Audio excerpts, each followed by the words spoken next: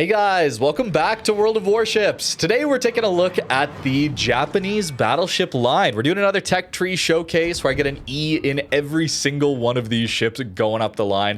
And I can talk you through how you should be playing each one, what you should be learning from each tier, as so often as you're grinding through these lines, the game is giving you tools to learn how to play this line effectively so you're not lost when you get to that tier 10 or perhaps the super ship.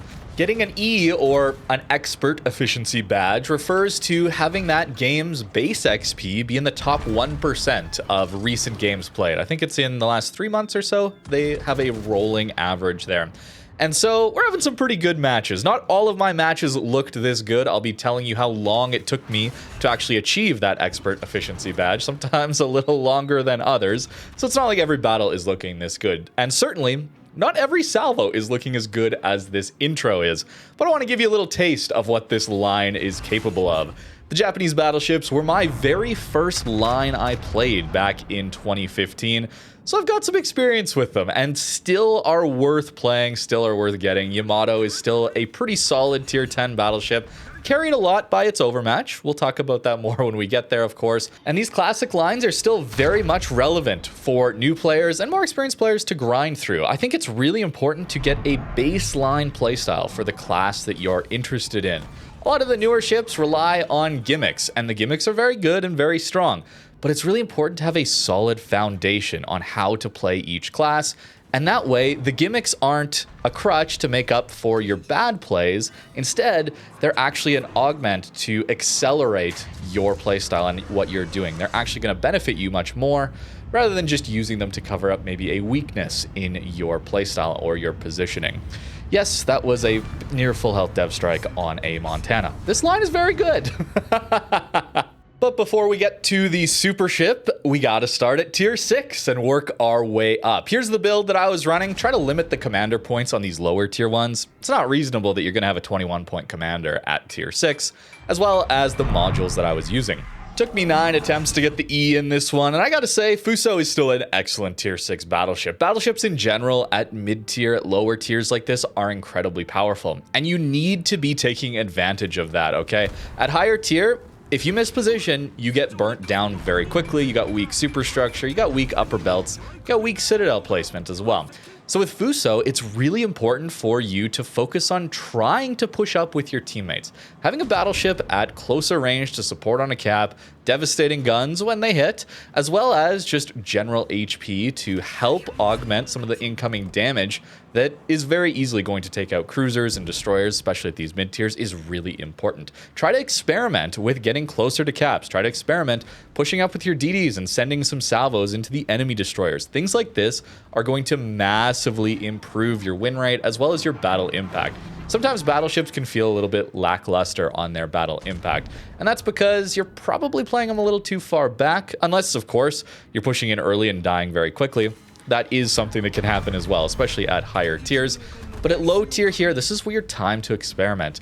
You're not going to get punished that hard for mistakes at these lower tiers in these battleships because you have so much HP relative to your competition's damage per minute, as well as the armor profile. Fuso has this lower tier armor profile as well as we go down the line too. Starting at tier 6, but tier 5, tier 4, you have very little superstructure, so destroyers and cruisers aren't going to get a lot of full pens on you with their high explosive, and your upper belt is well armored too, making so the HE just shatters all the time. So really it's just burning down to fires is what you got to worry about, I guess. But even then, fire chances aren't that big at these tiers. Torp rushes, of course, can be a challenge at this tier, but that's the whole point of playing here. You need to learn how to push in. You're also going to notice with Fuso, you have a ton of range. Generally, you're going to have a lot of range on these battleships, and it's important to use that for cross maps, opportunities, but not to fully rely on it. You really don't want to just leave your ship at the back of the map because you have range. Notice here I'm using a tactic of free look, okay? I turn my turrets to the other side, and I'm using free look here to pre-turn my turrets. You need to learn this in battleships, okay? Some of the more modern ones may have fast turret traverse, but for the most part, battleships have slow turret traverse. Slow reloads, but you'll notice that we're already reloaded, but our guns aren't on target yet. if I'm constantly swinging my camera around without this free look trick, which is using your right mouse click to hold your guns targeted on your last location there, I would be way slower in getting my guns onto the right target. So really important to learn that with these battleships. As you go up to higher tier, Yamato has one of the slowest turret traverses in the entire game. Really important for you to learn after shooting. Think about, what's my next target gonna be? Look at your mini-map. Is a cruiser gonna pop out from an island? Is the smoke gonna dissipate? Is there a battleship about to turn broadside? Think about who is the next target you should go after. Is there a DD fight going on that I need to help with? Our destroyer is about to go down. More than likely that Shinonome isn't going to stay spotted for long. So it's important for me to get my turrets pre-turned, okay? Always be thinking about, what should I be shooting at next? The enemy team is very strong on this flank, so you see me kiting away. But I'm not that far away from the enemy, right? We're not 15 kilometers, 20 kilometers away, even though we have that kind of range. Fuso can survive these closer range engagements. And as you go up the tiers, you're going to realize they don't survive as well at closer ranges. But this is the forgiving aspect of playing Fuso. The guns here are not the most accurate, but you have a solid reload, and you don't have a ton of overmatch at this tier as far as battleships are concerned, but you're overmatching cruisers. That is a key strength of this line at higher tier, is the ability to overmatch other ships. At Fuso, you're not really getting the playstyle of Yamato quite yet, so if you're thinking about grinding this line and you're unsure, I think Nagato will be a better example, and I'll talk about that more when we get there. But still, I think Fuso is a very solid battleship at tier 6 because of this armor profile, as well as having a quick reload on 12 guns. They're not the most accurate, but the quick reload tends to make up for that. As well, we should talk about Japanese battleship dispersion. Most battleships are standard battleship dispersion table we talk about a lot of the time. It's based on the American battleship line, okay? And relative to the American battleship line, the Japanese battleship line has tighter, slightly tighter horizontal dispersion, but worse vertical dispersion. What that means is, when a target's broadside, you're more likely to send your shells high and send your shells low. So in this case, I think those look pretty flat, but just know that it's more likely that you're going to get some of that bracketing, which can be quite frustrating.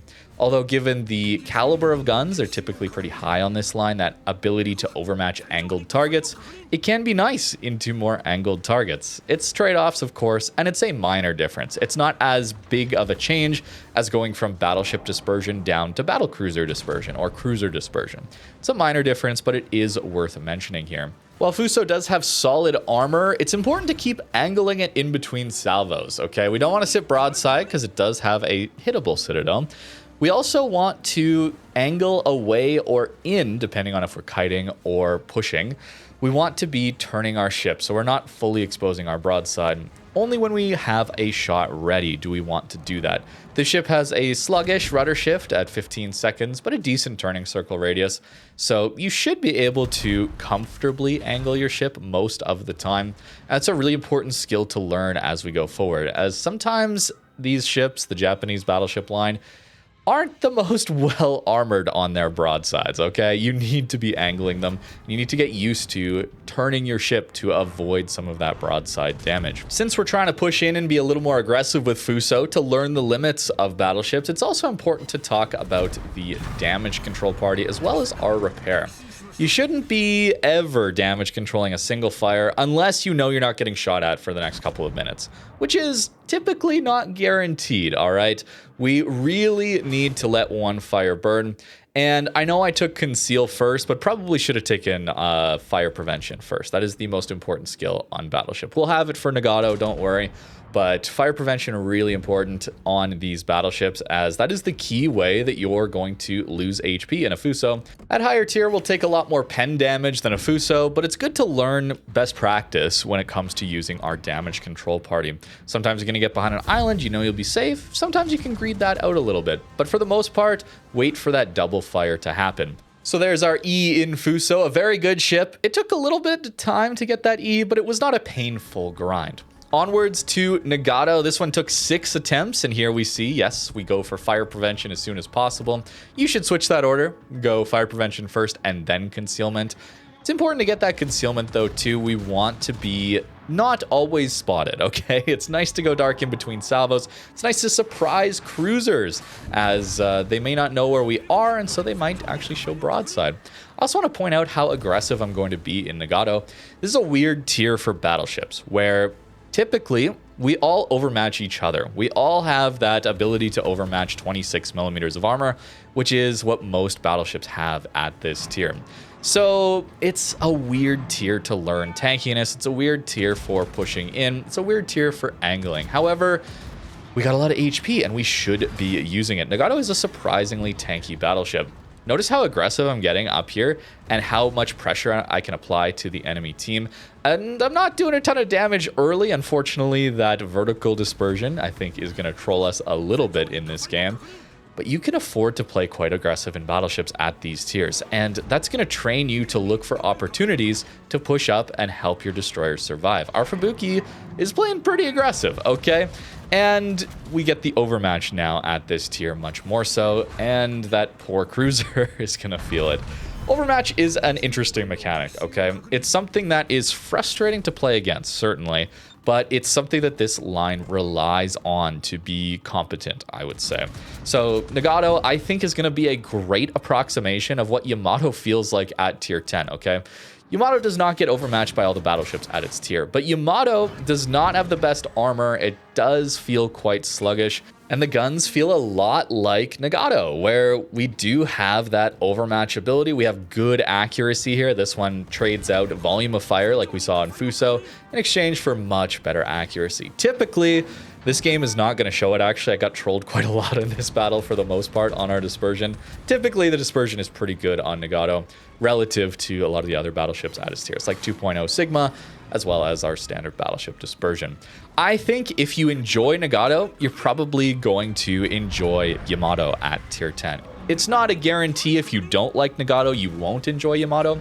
I just think that if you enjoy how Nagato plays at tier 7, you're probably in for a pretty good time on Yamato. As for playstyle differences, as we're learning this line, grinding through, compared to Fuso, you do need to be more aware of your ship losing a lot more HP quickly. Yeah, you got a lot of HP to start with. 68k at tier 7 is kind of insane, but it can burn through that rather quickly as you're going to take a lot more of that full pen damage. So be a little bit less aggressive. We've already learned typically where we can push, where we can't push, and we need to learn the best opportunities to support our team for the mid and longer game. That doesn't mean we should be playing back at 20 kilometers, but what it does mean is I want to position my ship in such a way that if I come under a lot of fire, I can use an island to disengage with, okay? I can sometimes use that island to turn away.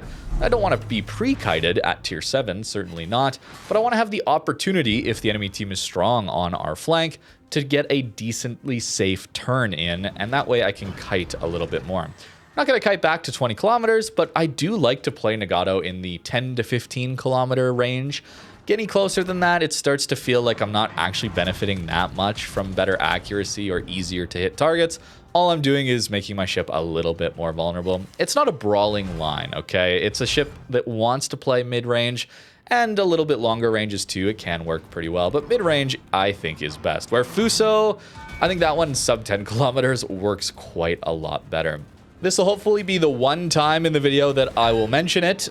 You're not very good against carriers, okay? Your poor maneuverability and speed alongside having terrible anti-aircraft means you're kind of at the carrier's mercy. So in any carrier games, do not be pushing up. That's general advice for everyone, of course, but especially for these Japanese battleships. We want to look for opportunities to help our team, but of course, dying very quickly to carrier crossfires, as well as that extra spotting and damage that the enemy surface ships can pour in at that time, isn't going to be very helpful for our team. You notice we've burned through basically all of our healing in this game. We only have one left at this point. And it's a close match still. So we've done a good job of playing aggressive, but towards the late game, we don't have a lot of sustain left. We've burned through most of our resources in that regard, which I think is a good thing. I think that means that we've played our flank well. We're not dead yet, but we have been supporting our team. It's not ideal, but certainly at this tier, you're still very tanky relative to any of the cruisers. So taking that damage yourself is going to be a benefit for your team. I also want you to realize that we're using our rudder to turn our turrets a lot of the time. We don't want to go flat broadside, of course, but the turrets are still quite slow on Nagato. So as well as using the free look technique I was talking about with Fuso, we want to be using our rudder and our turning radius to get our guns on target quicker, especially at the mid-range where we're a little bit safer from taking maybe citadel damage or torps from the enemy team. I think it's really important to start using your rudder to pre-turn your turrets as well. At higher tier, that Yamato is so sluggish on the turret traverse, you're going to feel like you need to do that a lot. Overmatch again, helping us out here too. It is a key strength of this line. It makes ships like Nagato very difficult to play against because they're going to get consistent damage into an angled ship, and if you're caught bow in against a Nagato, you might feel like you should turn away, and at that point, Nagato probably gets a shot into your broadside, where it should be doing some pretty good damage. 4 out of 8 hits in on that destroyer, by the way. Well worth shooting at the DDs. Even with armor piercing, you got AP loaded most likely on this line, and it's well worth shooting that because you're guaranteed 10% damage anytime you hit a DD. They have pretty low HP pools, so it's really, really valuable. Unfortunate dispersion on the Marblehead, but there we do get the Citadel, and we're basically out of resources at this point. But we've done a great job of holding down this flank and trading out a lot of enemy ships that are trying to get control of the A cap here. It's not great on its own, of course, even worse than Fuso, I would say, but I think that's important to learn at Nagato, is realizing we want to be playing around our teammates, we want to be tanking some damage, but we don't want to be playing on our own. Not just to carriers, of course, but to surface ships as well. It's very, very easy to get outflanked in a ship like this one and die very, very quickly. So playing around your teammates is important to learn here with Nagato. Here is our E game. Not the most impressive one I had on the second channel. You can see most of my uploads of me trying to get these E's, by the way, if you're interested. But onwards to Amagi, where it only took us 3 attempts to get it, and only 1 as I was recording for that second channel. This is a ship that plays very differently from the rest of this line, and if you found yourself not really enjoying Nagato too much, but you love Amagi and its playstyle that we'll get into soon, you really should just go for the Bungo line, okay? This is a flanking battleship. This thing is fast. It is much more agile than the rest of the line, as well as being quite tanky when angled. This ship played on a flank, an enemy team that's pushing into it. It is incredibly good. We have a nice top speed here, up over 30 knots. Finally, we actually can move around the map rather quickly, as well as having 10 of these 410mm main guns. We lose some accuracy, though, relative to Nagato. So a little more volume of fire, but instead we have 1.8 Sigma instead of the 2.0 Sigma. So gunpowder-wise, hits on target, it can feel a little bit less consistent than a Nagato. Usually that volume of fire is making up for it. And the extra speed is very nice. Of course, we get up to 32mm of armor at this tier, finally, the standard for battleships at high tier, meaning that we don't have to worry about battleships at our own tier overmatching us everywhere. Angling starts to matter a lot, and Amagi is built to angle to the opponents. Whether you're bow in or kiting, an angled Amagi is very tanky. When it goes broadside, it can start to take a lot of damage, certainly, but angled, Amagi is surprisingly tanky. This is a ship that still wants to play mid-range, though. Thanks to that Sigma decrease, I think at longer ranges, I tend to get a little more frustrated by the dispersion, but still, 10 to 15 kilometers is generally where I want to be playing. This battle, we're not going to be pushing spawn. That's kind of a theme recently in my videos where we just don't want to push into the enemy spawn, certainly in a carrier game, but just in general. A map like this one, it's much better to go back and support our other flank. And that's where Amagi is absolutely incredible. If you're finding broadsides, if you know the enemy team is about to push your spawn, as the enemy is about to do here, you're fast enough to go and catch those broadsides and help out your team, which I really, really enjoy.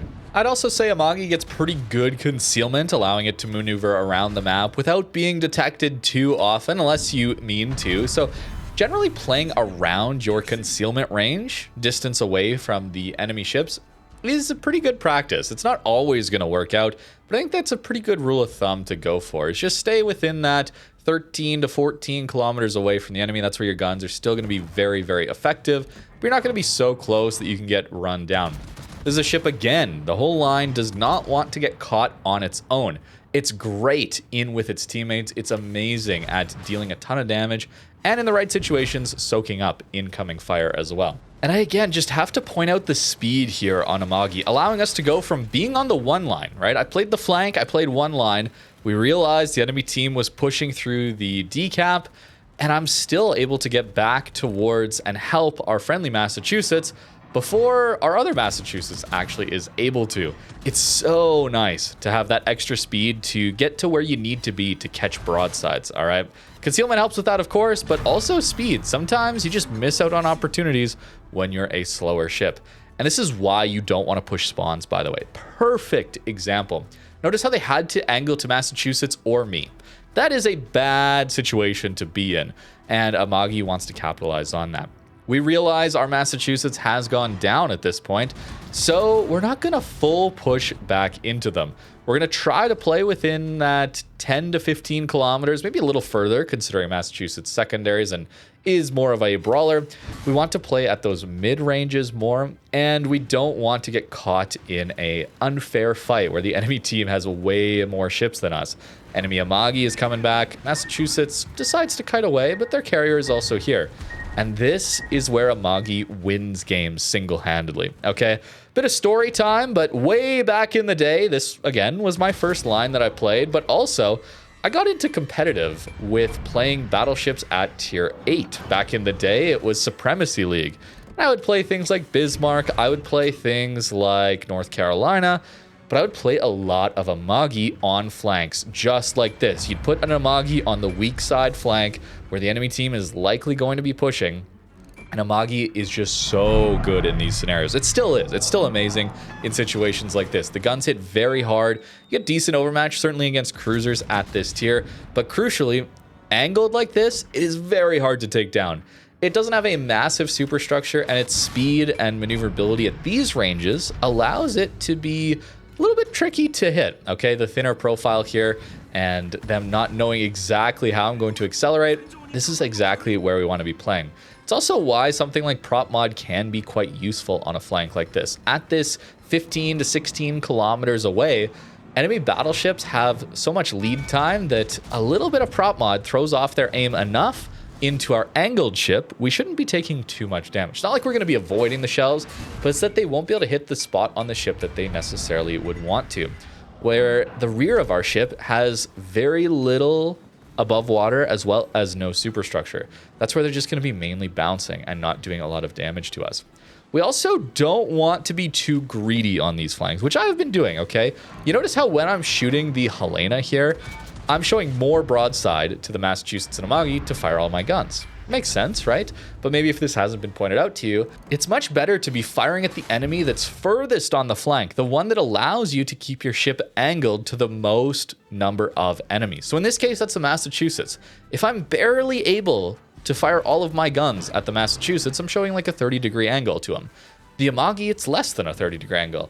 To the Helena, I'm basically fully angled, right? Whereas the other way around, if I'm showing 30 degrees of broadside to the Helena, trying to greed for the cruiser shot, suddenly I'm showing 50 to 60 degrees of broadside to the Massachusetts and Amagi, where I start to take a lot more damage.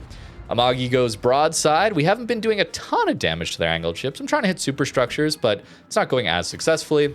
And he shows broadside, and we instantly get a punish in. No citadels, but you can see how the damage ramps up. And look at how little we're taking in return, right? This is the Amagi bread and butter.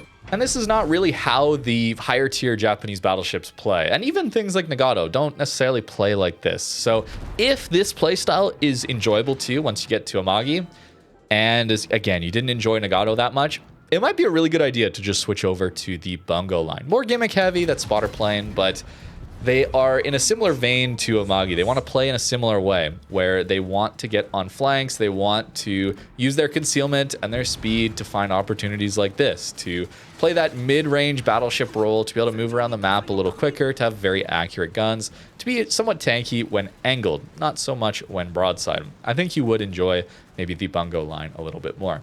Notice the enemy team has been routed at this point, and we turn back in. We're fast enough that we can, again, position on flanks really well. Yeah, we're great into enemy ships that want to push into us, right? when we're on that weak side flank where the enemies are strong. But if we're on the strong side flank, we're also fast enough that we can push to find enemies' broadsides as well. This is something that the rest of the line doesn't do quite so well. They're a little bit more sluggish, less quick to capitalize on enemy mistakes or weak points in the enemy's defense. In this case, the game is pretty close to over, I would say, although close match, which we love to see, of course. But in this case, our Massachusetts flank has paid off, and the enemy Massachusetts has to deal with him. So I want to catch his broadside. I don't want to let him get too far away, as well as we get to find the carrier, of course, too. You want to be looking for opportunities to push flanks, to apply pressure. This is why I wanted you to play a little bit more aggressive in something like Fuso. Your brain should be wired a little bit to be looking for those opportunities, not just playing pre-kited in your own spawn, which is pretty typical for Amagis, let's be honest. And it works out, okay? Look at how well we did when the enemy team pushed into our spawn like this. But as an initial play, I don't like it very much. I want to be finding opportunities to catch those broadsides. We're fast enough that we can find those opportunities in the early game, and certainly mid and late game, we should be looking for where is the enemy team likely to be pushing next? Where are they likely to go? And where can we catch those broadsides? Should always be thinking that in battleships, because that's where you're going to be doing the most damage. But in a ship like Amagi, where we do have that extra speed over the rest of the line, that's where the ship is going to shine a lot more. Enemy Enterprise caught broadside on, and the guns are not performing necessarily how we would hope, which is a Citadel dev strike. However, over 200k in this one, we still got a lot of Citadels. It's a great example of what Amagi is capable of, and really focusing in on that angled, dealing with the enemy push, that's where Amagi really does shine. And while the rest of this line towards the super ship don't necessarily excel quite as much as Amagi, it's still really nice to learn how to deal with enemy pushes and that with Amagi, where you do have that nice advantage, so that even though the ships later on don't excel that way, you still can deal with those enemy pushes. You've already practiced it with Amagi, so you already know generally where you want to go, how you want to position. And maybe you're thinking a little bit further ahead, and that way with these more sluggish ships at tier 9 through super ships, you can take advantage of that still. Izumo now, and we've got ourselves a long time to get the E. Izumo is pretty unfortunate these days, okay? It took me 14 attempts to get this one, and it was not an enjoyable experience. Unfortunately, okay, this one I was not very happy to stay with, as we could not get the E. Izumo guns are quite trolly, I find, okay? This is a ship that back in the day was also kind of a weak point of the line, I guess we could say. But these days, it does have 2.0 dispersion on battleship guns, but the shell velocity here is very fast, and that helps you to lead, but it does mean that sometimes that vertical dispersion feels a little bit worse. Playing into these higher tier games though, where sometimes it gets up tiered into super ships, that shell velocity is quite nice. I also want to point out that Izumo hull has almost no superstructure. That's what allows this ship to be relatively tanky. It is way sluggish compared to Amagi. It is a bit of whiplash going into Izumo now from Amagi, and this is generally how Yamato's going to feel. It doesn't accelerate particularly quickly. It also does not maneuver very fast. Rudder shift, turning circle radius, both quite slow on all of these ships. However, Izumo does not have the very exposed Sheik Citadel. What Izumo allows you to do, it allows you to learn the positioning without getting fully punished like you would in a Yamato with its very exposed Citadel. So Izumo is still going to be at its tier tankier than Yamato would be, especially at these mid and closer ranges. And that's good to have as a stepping stone. However, I gotta say, I'm not a huge fan of Izumo. The gun placement feels a little bit weird to me, as well as it's not a 360-degree turret, that one up top, so you're not getting that advantage either. We still want to be pushing with our team, of course. We can soak a lot of damage when we're angled, thanks to that lack of superstructure. Maybe we want to be pre-healing some damage as well. I think that is also something I should start talking about now. We've talked about our damage control and how we don't want to damage control single fires. We want to wait for that double fire to happen, even with something like fire prevention. But a way that you can actually use those fires to get through your heals faster is, you know, a heal takes 28 seconds to actually use all of that HP up, and it goes on cooldown, right? Well, what if you wait until there's 28 seconds left on a fire? Well, then all of that extra fire damage that's ticking, you can just use that up in your heal. That way you're not waiting for that maximum perfect value out of your heal. In this case, it's like 15k HP we'd get back, right? If a fire is ticking on your ship and you only have like 10k HP of healing available to you, and that fire has like 30 seconds left on it, just start your heal. Because that extra remaining tick that fire is going to do, you can just heal through it, and that allows me to get through my heals faster. That's something that these older battleships have a bit of a weak point in. They can't cycle their heals as fast as some of the more modern battleships would, okay? Certainly Valparaiso is the one that sticks out, but also things like Ohio, right? With their 40-second heal to cooldown. There's ships with 60-second heal cooldowns. I think Libertad gets that, for example. So it's harder to do this bow-in tanking thing. In fact, I would recommend not doing it unless you're very sure that you're not going to get overrun or you have a relatively safe island to get to. Poor dispersion there on that last salvo, unfortunately. And then the next one looks amazing. Yes, that is the problem. Inconsistent dispersion is a hallmark of this line. It can do some very good damage. Certainly, I wanted to show that off in the intro, but Izumo is a bit of a pain point. I will say you're also going to feel the lack of overmatch at this tier. I know, weird to say with something that can overmatch like 27 millimeters of armor as the key threshold, but back in the day, okay, now I've played this game a long time, but back in the day when Izumo was released initially, it overmatched all the cruisers that it fought except for Zao. Zao had 30 millimeters of armor. Everything else had 27 millimeters or less, more like 25. So Izumo, even the tier 10 cruisers that it was fighting, all of them, it would overmatch. And these days, that is not the case. 30 millimeters of armor on cruisers is pretty common. So common, in fact, that a lot of the battleships that release these days are 457s, so they overmatch that, right? It's getting back to that initial style that the game did have. And so these older battleships, that is a downside of playing them now, is they were designed around typically being able to overmatch a lot of those cruisers. Not so anymore. You got to position to find the broadsides to get better damage. They're allowing us to get that Alaska. We are on a flank here. We are catching the broadsides. You know, I'm not just pushing directly towards that Alaska and that 9-10 position. We're trying to find those broadsides. Maybe the Vladdy's also pushing with them. We want to find his broadside as well, like we found on Amagi. That was a key play style there, and it still translates a bit here. Yamato, we want to do that as well. It just takes longer. And I think that's what's really nice as we go through these tiers. It gets harder. You got to start thinking ahead more on your positioning. It gets more difficult to accomplish these things. But we learned with ships that were a little bit easier down at the mid tiers. And I think that's really cool. So applying the things that we learned, trying to position to find broadsides, trying to play a little bit aggressive when we can. Because battleships, of course, are still quite tanky. Here we're going to catch the Kaga broadside and get a Citadel. Broadside Vladdy. This is where we want to be. Our shell velocity is great. However, our dispersion leaves a little bit to be desired, okay? Most of the damage in this one is coming in the last couple of seconds. It took me forever to get this E. I felt a lot of relief at the end of this one, but it's a bit of a paid actor moment. I won't lie. Broadside Vladdy like this.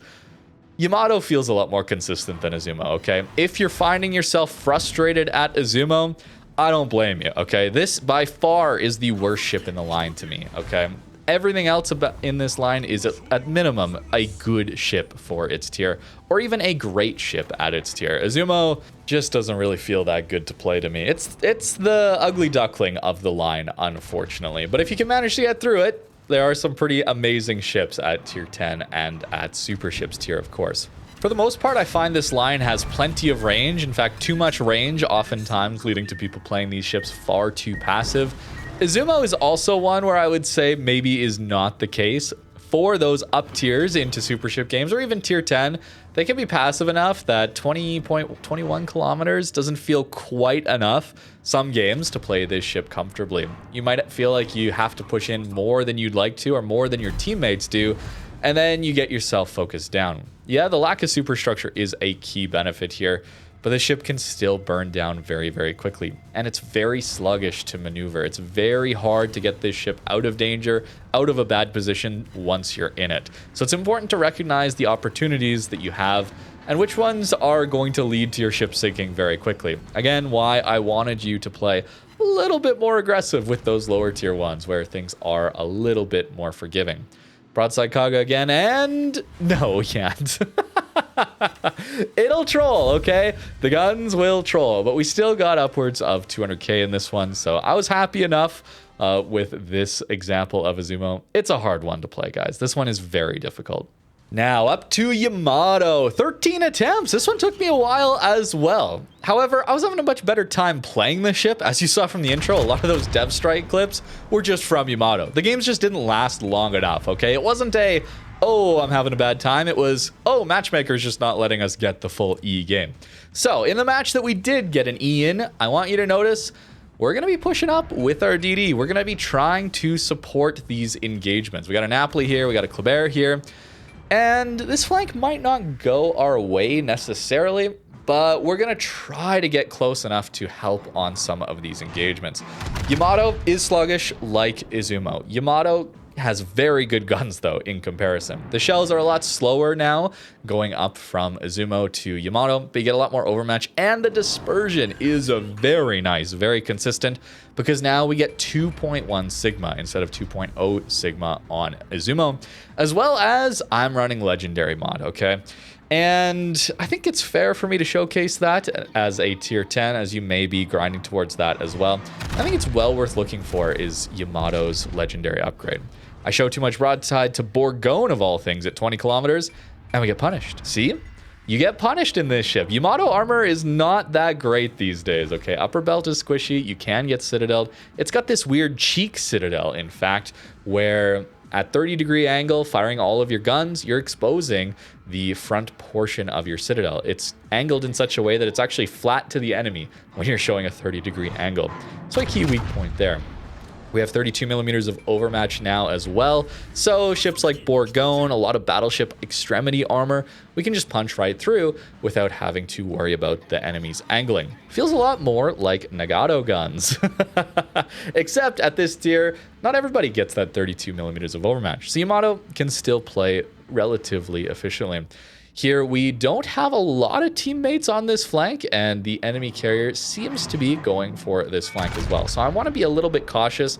However, if I just play backline and let's say I was moving towards the middle of the map, like I so often see on this map, if you spawn 9-10 line, I see a lot of battleships that just instantly go towards the middle of the map. We kind of leave our friendlies here on their own. And again, we can soak up a lot of incoming fire if we angle properly.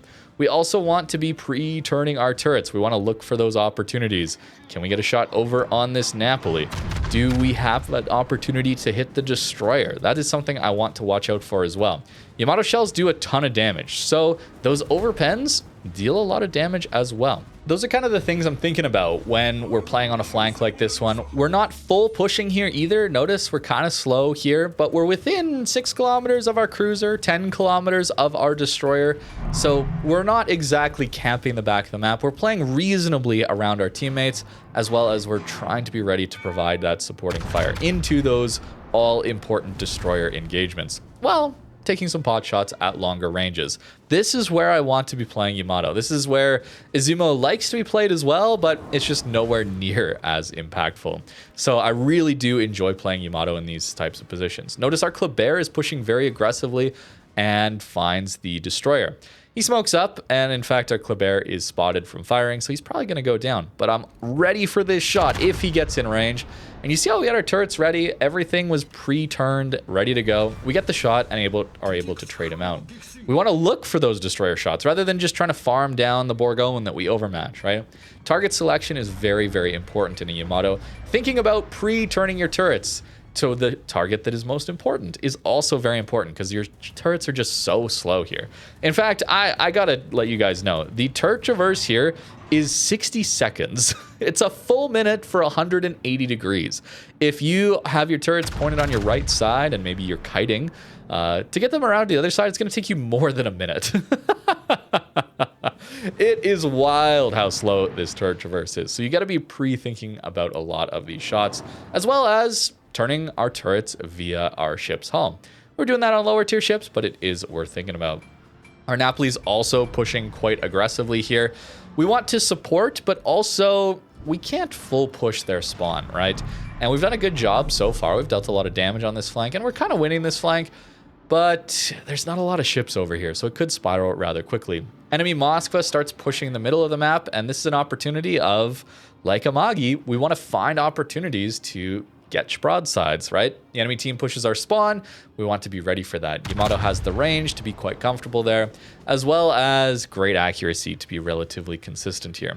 I'm thinking about, do we get another shot into this Moskva, or is it better to go after Bourgogne or Malta to perhaps get that salvo in?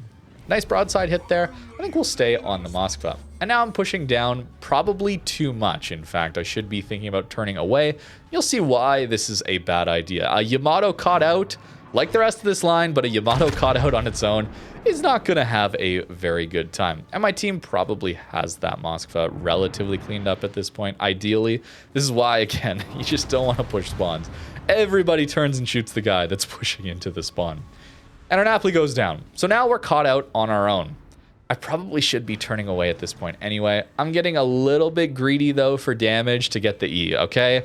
The only reason I'm making this play is because it's 13 games in and I would like to get the E so I can move on to the next ship. The correct play here was to turn around, use that brief time where I cut, where I was dark, and go back towards my teammates. However, this game is mostly over. And it's one where I want to get a little more damage in. A Bourgogne is on us, a Malta is on us, and we're caught out. So we're going to take a lot of damage. However, we can do our best to mitigate a lot of that incoming damage and not damage control the single fire. We wait for the double fire, and now we use our damage control. Something else we can think about with damage controls is the immunity time. While that damage control is active for another 6 seconds right now, we can't be lit on another fire. So it's worth considering actually waiting until the enemy battleship could be loaded soon within the next 10 seconds and then using our damage control. In this case, Bourgogne swapped over to his AP. We slowed down and turned in. We don't want to be showing that broadside. We want to stay bow in. That's how you have to play Yamato. If you ever get into a Yamato versus Yamato engagement or just anything that overmatches 32 millimeters of armor at close range, you have to go directly bow in. Otherwise, the Cheek Citadel is easily to hit. Even at 10 to 20 degrees, you're not showing your rear turret then, but it's still very easy to hit. It's when you show all of your turrets that battleships that don't overmatch 32 can hit that Cheek Citadel. But if they do overmatch 32, even at an angle like this to the Bourgogne, it would be easily hittable if he overmatched 32 millimeters. So it's very important in those certain engagements to actually go directly bow on. We're tanking a bit here, but you can see how quickly we go down when we get caught out. We pushed into a bad position and are getting punished for it. So it's really important to recognize when you have support, when you don't, where you can just die very quickly. It'd be nice though if we could trade out this Bourgogne. Overmatch damage coming in very strong there against him. And we have a single fire. We're very low HP, but I'm not going to damage control it yet. It's more important for us to use the heal to tank through that fire and hold on to our damage control, maybe for a double fire or fire flood, anything like that. And now we're caught in a crossfire, right? This is what I'm talking about when I say portable crossfires. The carrier outmaneuvers us by 10x, right? You can get around our side very quickly, very easily. And it forces us to choose. Do we eat the carrier torps and maybe angle to Bourgogne salvo, though he's shooting HE, or do we try and dodge the carrier torps, then risk the broadside on the Bourgogne? It's very difficult. And that's exactly what happens when you get caught out on your own. Bit of a cautionary tale here, but shows off some of the strengths of Yamato. Maybe not as good as I would like to, but we still had a pretty decent game here. We do actually manage to trade out that Bourgogne. However, yeah, we are going to go down to that last torpedo. And that's kind of why I put together a bit of a highlight reel of mostly Yamato dev strikes, is the guns are better than what they showed in this battle. And they were pretty solid in this battle, but the Yamato guns hit very hard, quite consistently. So very good ship overall to get, but now on to Satsuma. And I had my best game I'd ever had in Satsuma while recording for this video. Took us 5 attempts to get there. Here is the build that I was using, as well as a special F key. Combat instructions. 35% better dispersion. Yes, please. I love Satsuma, okay? Yamato is worth grinding towards, certainly. Learning the basics of Battleship playstyle on a very vanilla Battleship line is also a good reason to grind towards this line. But Satsuma, being one of the most powerful surface ships in the entire game, is also a very reasonable reason to grind this line. This ship gets 510 millimeter guns now, which allows you to overmatch 35 millimeters of armor. Not a lot of ships with that, but Riga actually has that everywhere, so kind of funny when you run into one of those. Although, poor tier 9s against these super ships, man, I gotta say. We noticed the Buffalo reversing, and for these longer range shots, there's a lot of predicting. So you noticed I waited a long time. Thought, okay, is he gonna speed juke or is he just gonna try and reverse? We waited for it, and we collect our first blood and dev strike. And this ship is going to do a ton of damage into those broadsides, as well as the overmatch into angled ships. It's just incredibly powerful guns here. We need to be hitting shells, though, to actually charge this F key. So playing Satsuma feels a little different than a lot of other battleships. With Yamato, we sometimes want to use our concealment to stay dark. Sometimes we want to be trying to catch broadsides or hold our salvo for an enemy that's under pressure who's bow in that might decide to turn broadside to us. Satsuma feels a little bit like I want to be using my guns at all times until I have my F key charged, right? Notice we're on 30k damage right now, and now we're on 60. That was a 30k salvo into that angled battery. That is overmatch. It is very powerful at low tiers, certainly, but even at these higher tiers. Satsuma also gains a lot in the armor department. It feels like you can sit kind of too broadside like this in Satsuma and not really get punished that much for it, where Yamato, it feels like I do. Not always, not always. It still does have that cheek. It still does have that exposed citadel. But this is where I want to be playing with a Satsuma. This is where I generally want to be playing with Yamato as well. I just managed to show you a bit of a flanking game with Yamato. But you want to be playing with your team. This is the idea here. You want to look for opportunities to deal with the enemy pushing in, like we did with Amagi, catch their strong side, that kind of thing. We want to be looking for opportunities to push in and press our advantage, like we were thinking about with Nagato and Fuso. But more than that, we want to be sitting towards the middle of our team, trying to take out targets of opportunity. We want to be helping on those DD engagements when we can. We want to be dealing with those radar cruisers when we can. We also want to be just applying general massive pen damage to the enemy battleships. The guns here are incredibly powerful, and you want to keep them firing. From this 15 to 20 kilometers range, it's very easy to do a lot of damage in this ship. And now our F key is charged. We never lose charge once that F key has been acquired. So now we can afford to wait and be patient and be greedy for that perfect salvo. 35% better dispersion on 2.1 Sigma is insane, okay? Consider that the regular dispersion mod is 7%. Consider that the Yamato Legendary mod is like 6%. The American accuracy upgrade module in the 6th slot is 11%. This is 35 on an already accurate ship. So if you know how to aim well, if you can find those broadsides, this ship is going to feel absolutely incredible. And you can always fire without using that F key as well, which is very nice. We missed an opportunity on the GNAT, unfortunately. But yes, here is the Montana clip from the beginning. He's on 86k, guys. This is a waterline citadel. This is not a very exposed citadel. I find waterline citadels are a bit RNG of whether you hit them or not. Oh, it's beautiful. This is, if this is the reason alone that you want to grind this line, I don't blame you, because this is why I play this line. Oh my goodness, 80k dev strike. Oh, it feels so good. We can still get burnt down if we apply too much pressure, if we over-aggress, which I'm kind of going to do here, maybe, if I push around this corner, so we don't necessarily want to do that. But isolating 1v1s, that kind of thing, not letting ourselves get shot at by the entire enemy team, using island cover can be a good option as well. Torpedoes are a key weakness as well. It's a very sluggish ship. Izumo all the way up. They're very, very sluggish, so you got to be thinking ahead of how you want to be positioning it. In this case, with the Valparaiso kiting, we're doing okay. Here, we're going to be catching some broadsides in spawn. The enemy team, unfortunately, has lost both our flank and the C flank, so they're caught in a pretty rough position. At these further ranges, we need to be thinking about how is the enemy seeing the game. This Colbert just got citadeled, as well as probably needs to angle to the enemy Prince Adalbert, maybe the Karl Johann, so a full turn might be in order, and that's what we predict, and that's what we aim for. And we get rewarded for it. A lot of the long-range shots, especially on maneuverable cruisers like that, it's a lot of predicting, okay? It's not about, I know where he's going to go and I can catch him. It's about, what do I think he's going to dodge as? Or maybe not dodge at all because they're preoccupied with something else.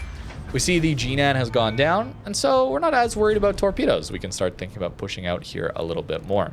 Using some of the tactics we talked about with Fuso, right? You can learn a lot by playing some of the lower tier ones where things are just generally more forgiving, and apply that to your higher tier games. You get a better idea of what your ship can manage or not when the game is more forgiving at those mid tiers. So well worth grinding through some of these lines, especially if you're not used to playing some of these ships.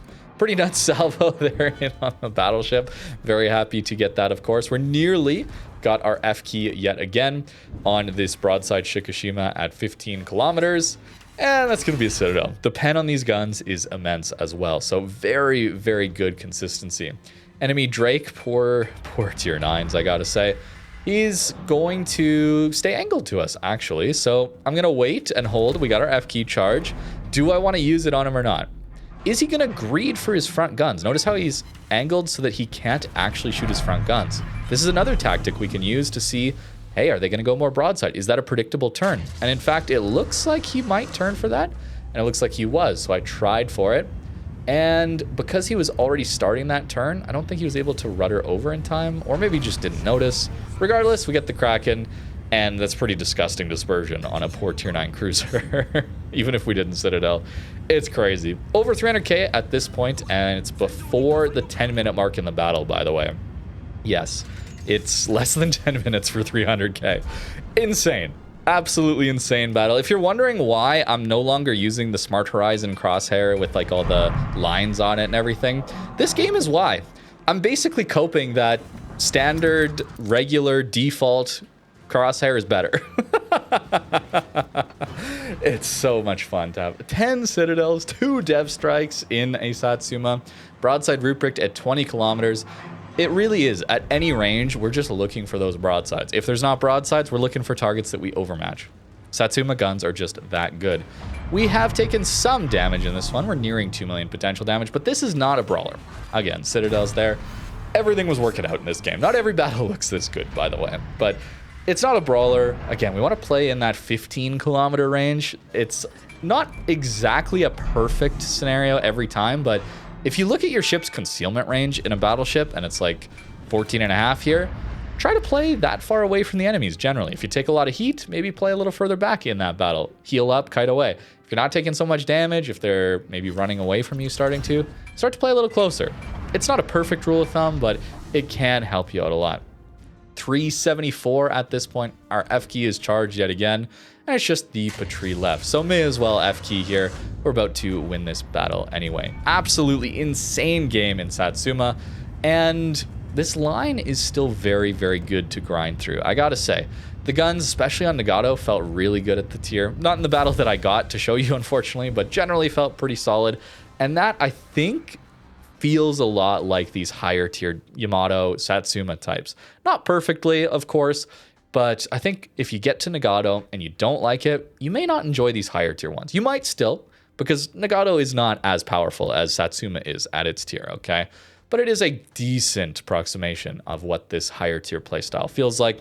All the way through the line, though, there's a lot to learn about kiting, a lot to learn about pushing, a lot to learn about where to position your battleship, how tanky it is, and of course, just how ridiculously powerful these main guns are when you get them in the right position. I really hope you guys enjoyed this video. It takes a long time to make these, of course, getting the E in every single one of these ships, so we're not lying about the clickbait titles. It takes time, okay? I don't usually do this, but please, if you enjoyed, I would appreciate if you liked and subscribed, all right? It shows me that that effort, that time put in was worth it, and we can do more of these. Japanese Battleship second. I already did one on the gearing line if you are interested, as well as if you want to come along for the ride of me trying to get these E's on the second channel here. Link will be in the description down below. You can see we're working on Des Moines line already, and in fact, it went pretty well. We kind of had one shots in a row here. It took a while on some of the Japanese ships, but I one-shot Pensacola, New Orleans, Balti, Buffalo, as well as Des Moines. We did multiple in Des Moines, so I could get a better example. Annapolis has taken me a little while. I'll be back to those after Christmas. But if you want to, that channel is for the live recordings. Of course, the hardest part about this game is its positioning, right? And I can't tell you for every scenario what position to take. I can only give you some ideas as well as encourage you to experiment. And so that's what I tried to do in this video. Japanese battleships get punished pretty hard for positioning poorly, especially at higher tier, but they are excellent when you play them right, especially that Amagi flanking style that we showed off. I mean, that is absolutely incredible. These ships are still very, very good, and if you can learn how to play these well, it's going to translate to a lot of the other battleships. Newer battleships with more gimmicks, you can start to get the most out of those gimmicks rather than relying on the gimmick to make up for, you know, lacking basic battleship playstyle. And I think that's really important to talk about as well. Just real quick, here is the Cheek Citadel if you haven't seen it before. You see how it's angled like this? If we're showing our rear turret, we're angled like this to the enemy. Notice how that's just basically flat. And then we're at 30-degree angle, you know, the way the bow slopes forward like this, it's technically not even at 30 degrees, it's a little worse than that.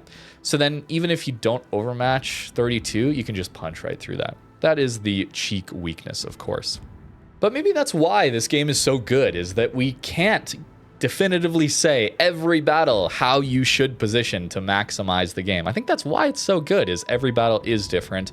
And to get the most out of your ship, it requires a lot of thinking. It requires you to recognize situations you've played before, things you've seen before, and capitalize on that.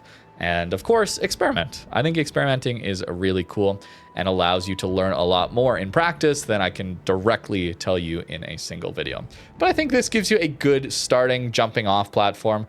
It also, maybe for the more experienced players who have this line already, gives you a decent look into how the Japanese battleships play these days. I think these videos are cool. I would like them to do well, of course, because, again, they are rather hard to make. They take a very long time. But if you manage to get to the end here where I can do my little behind-the-scenes rambling, I really appreciate it. Thank you so much for watching, because I had a lot of fun making this one. It takes more time than the usual ones, but I like the result a lot, so thank you very much. And, of course, I hope you have a great rest of your day.